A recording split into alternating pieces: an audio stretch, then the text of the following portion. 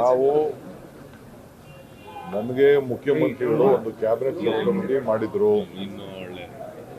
ನಾವು HAL helicopter ಬಗ್ಗೆ ಮಾತಾಡ್ತಾ ಇದ್ದೀವಿ. HAL ಅವ್ರು ಕೇಳಿದ್ರು, ನೀವು ಒಂದು ಹೆಲಿಕಾಪ್ಟರ್ ನಮ್ಗೆ ಕೊಡಿ ಅಂತ ನಾವು ರಿಕ್ವೆಸ್ಟ್ ಮಾಡಿದ್ರು.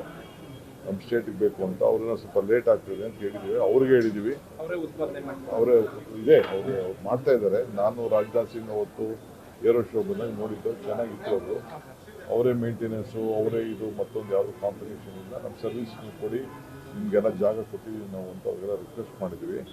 ಅವ್ರಿನ್ನ ಸ್ವಲ್ಪ ಲೇಟ್ ಆಗ್ತದೆ ಅಂತ ಹೇಳಿದ್ರು. ಅವರು ಒಂದು ಸೆಂಟ್ರಲ್ ಗೌರ್ಮೆಂಟು ಕಂಪ್ನಿಗೆ ರೆಫರ್ ಮಾಡಿದ್ದಾರೆ. ಅವರೆಲ್ಲ ಪಾರ್ಟಿಸಿಪೇಟ್ ಮಾಡಿದ್ದಾರೆ. ಟೆಂಡರ್ ಕರೆದಿದ್ದೀವಿ ನಾವು. ಕೆಲವರು ಯಾರು ಬರಲಿಲ್ಲ, ಸೆಕೆಂಡ್ ಕಾಲ್ ಕರೆದಿದ್ದೀವಿ. ಇನ್ನು ಕೆಲವು ಕಾರ್ಪೊರೇಷನ್ನು, ಒಂದು ಹೆಲಿಕಾಪ್ಟ್ರು, ಪ್ಲೇನು ನಮಗೆ ಬೇಕಾಗ್ತದೆ. ಆ ದೃಷ್ಟಿಯಿಂದ ಇವತ್ತು ನಾನು ಒಂದು ಕ್ಯಾಬಿನೆಟ್ ಸೆಕ್ರೆಟರಿ, ನಾನು ಜಾರ್ಜು, ಸತೀಶ್, MP ಪಾಟೀಲ್ ತಂದಿದ್ದೀವಿ, ಕೂತ್ಕೊಂಡು ಚರ್ಚೆ ಮಾಡಿದ್ವಿ. ಇನ್ನೊಂದು ಸತಿ ನಾವು ನೆಕ್ಸ್ಟ್ ಮಂಗಳವಾರ ಸೇರ್ತಾ ಇದ್ದೀವಿ. ಎಲ್ಲದಕ್ಕೂ ಅಷ್ಟೇ, ಅದಕ್ಕೆಲ್ಲ ಟೆಕ್ನಿಕಲ್ ಕ್ವಾಲಿಫಿಕೇಶನ್ ಇರುವಂಥ ಜನ ಬೇಕು, ಒಳ್ಳೆ ಸರ್ವಿಸ್ ಇಟ್ಕೊಂಡಿರ್ಬೇಕು. ಸರ್ಕಾರ ಬೇರೆ ಸರ್ಕಾರದ ಜೊತೆ ಒಳ್ಳೆ ಸರ್ವಿಸ್ ಕೊಟ್ಟಿರಬೇಕು.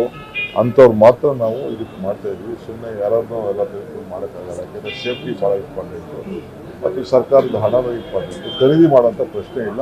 ವೆಟ್ ಲೀಸ್ ತಗೊಳ್ಳೋಣ ಅಂತ ಒಂದು ತೀರ್ಮಾನ ಕೊಟ್ಟಿದ್ದಾರೆ. ಅವರೆಲ್ಲ ಎಕ್ಸ್ಪೀರಿಯನ್ಸ್ಗಳೆಲ್ಲ ಹೇಳಿದ್ದಾರೆ ಅವರೆಲ್ಲ. ಅದಕ್ಕೆ ನಾನು ಖರೀದಿ ಮಾಡೋದು ಬೇಡ ಅನ್ನೋದು ಒಂದು ತೀರ್ಮಾನಕ್ಕೆ ಬಂದಿದ್ದೀವಿ.